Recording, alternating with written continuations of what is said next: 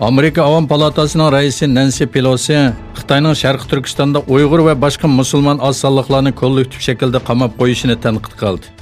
Pelosi Amerika Tashqi ishlar ministrligi qarmog'ida bu yil 2-chi qitim o'tkazilgan diniy erkinliklar xizmati yig'inida so'z qilib, Pelosi Xitayning Xinjiang Uyg'ur avtonom rayonida Uyg'ur va boshqa oz sonliq musulmonlarni keng ko'lamda qamab qo'yishini va bostirishini tanqid qilib mundaq dedi.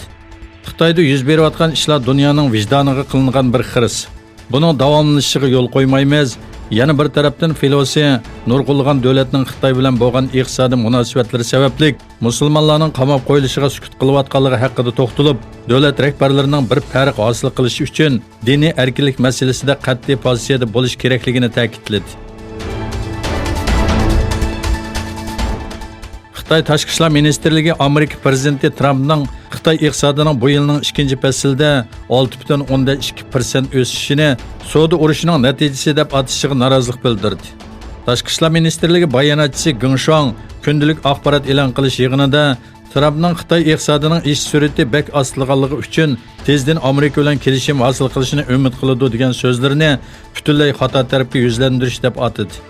Gingshong dunyo iqtisodiy ishidagi aniqsizlik va muqimsizlikni nazarda tutganda Xitoyning milliy ishlab chiqarish umumiy qimmatining yaxshi ekanligini aytdi hamda Xitoyning tang taraflamalik holda kelishim hosil qilish umidida emasligini ta'kidladi.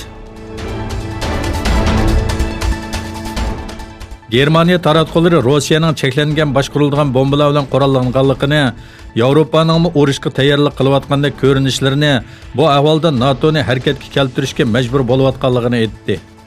NATO bosh kotibining sobiq yordamchisi general Berovisning so'zlarini naql qilgan Germaniya Die Welt gazeti Rossiyaning cheklangan boshqarilgan bombalar bilan qurollanganligini, Yevropaning urushga tayyorlik qilayotganda ko'rinishlarini, bu ahvolda NATOni harakatga keltirishga majbur bo'lib qolganligini ilgari surdi. Amerika prezidenti Donald Trump Obama hukumati davrida Turkiyaga vatanparvar nomli urush aeroplanlarining setilmasligining xato ekanligini, shuning bilan birga Rossiyaning S-400 havo mudofaa sistemasi olganligi uchun Turkiyaga F-35 urush aeroplanlari setib bermaydiganligini aytdi. Trump Turkiya duch kelgan vaziyatni tushundiganligini tilga olib mundaq dedi. Og'ir bir vaziyatda turmoqda, lekin Amerika mo og'ir bir vaziyatda qoldi.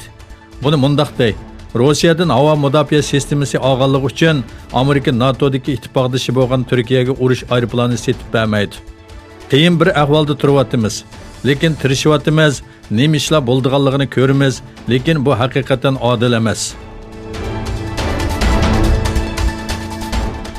Amerika Tashqi ishlar ministrligi Bermadagi musulmonlarga irqiy qirg'inchilik qilayotganligi sababli armiya qo'mondonlariga embargo yurgizganligini bildirdi.